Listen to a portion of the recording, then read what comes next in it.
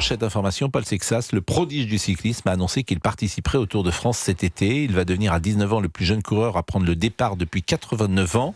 Le coureur a confirmé qu'il prendrait le départ de la Grande Boucle le 4 juillet à Barcelone, dans un clip diffusé sur les réseaux sociaux.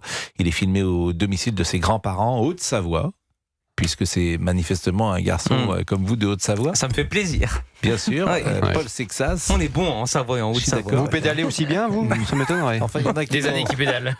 Dans la semoule. Il y en a qui vont plus vite au sommet que d'autres, si vous me permettez. Il est agréable. Une belle semaine en perspective. C'est un bonbon.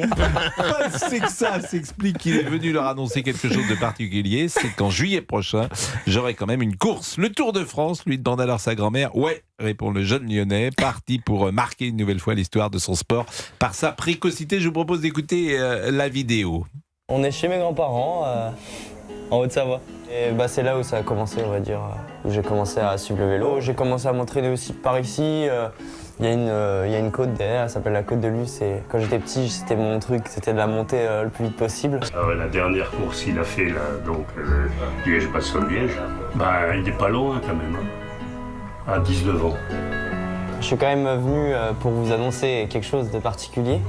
C'est que en juillet prochain, j'aurai quand même une course. Ah bon? Ouais. C'est-à-dire, laisse-nous deviner. Devine. Tour de France. Ouais.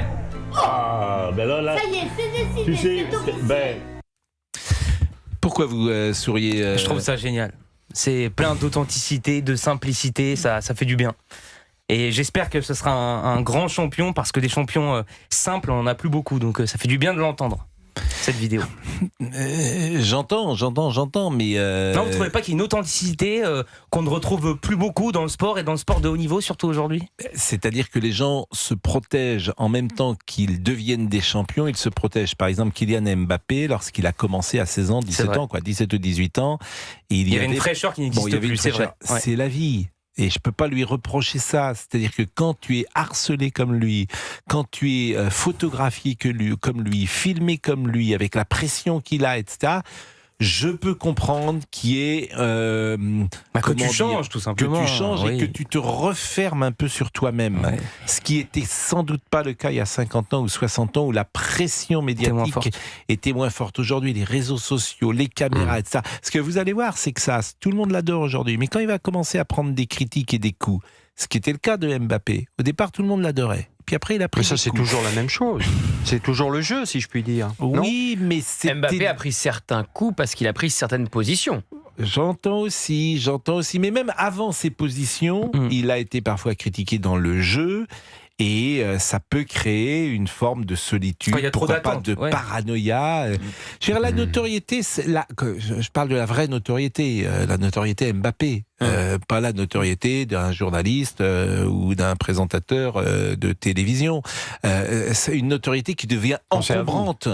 Non, mais c'est vrai. Vous êtes connu de chaque Français. Moi désolé, mais quand je regarde... je le voyais, il était je ne sais où, Mbappé, et aujourd'hui, il ne peut pas se balader sans une sécurité XXL. Dans le monde, hein. Bon, donc c'est... Alors évidemment, c'est plus la même chose. Je ne vais pas le plaindre. Non, mais quand il est dans un hôtel et que ça sait, il y a 100 personnes qui l'attendent en bas de l'hôtel. Quoi. Je ne vais pas le plaindre. Il a une vie merveilleuse, il a beaucoup de talent, etc. Mais il n'empêche que ça crée des réflexes sans doute de méfiance. Et vous pensez qu'un champion ne peut pas rester simple ?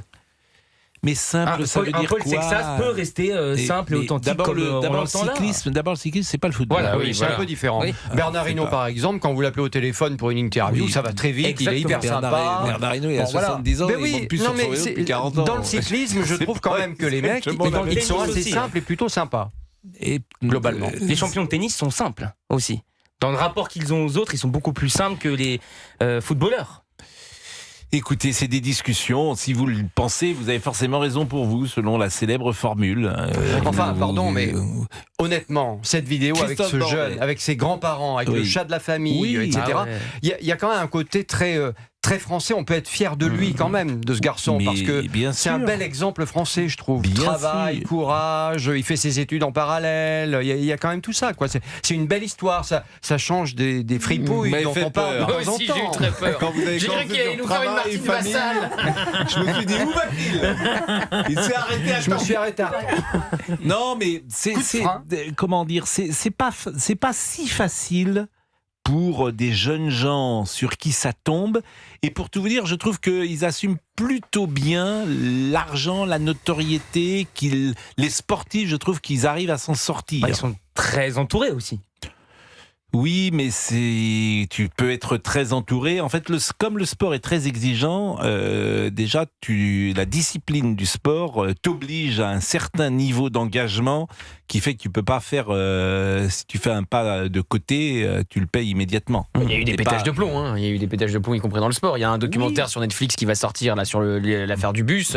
Il y avait quand même eu quelques pétages de plomb, hein. Oui, bien sûr, bien sûr. Et Mais depuis bien Bernard sûr. Hinault, on n'a pas eu un seul champion en cyclisme. Depuis 1985, comme vous le savez, personne n'a gagné le Tour de France. Depuis 1983, personne n'a L'Eurovision. gagné Roland Garros. Ah ouais. Et depuis 1977, personne n'a gagné l'Eurovision. Voilà, Voilà. c'est le trio magique, si Ah vous ouais. voulez. Il y a bien Donc un là, jour. il y a- Je ne sais Ouais. pas ce qui va tomber le premier, pour tout vous dire. A priori, c'est pas Paul Sexas cette année. Roland Garros, on oublie. La seule chose vraiment. Pourquoi sauf- Paul Sexas ce serait pas cette année parce que Pogacar, il est très très fort, sauf s'il se blesse, parce que le Tour de France, c'est 22 étapes, tu peux te blesser. Hein, t'es pas, c'est le cyclisme, c'est pas le ping-pong. Quoi, c'est pas que tu te blesses pas au ping-pong. Ah mais non, attendez, on est champion de ping-pong avec les frères.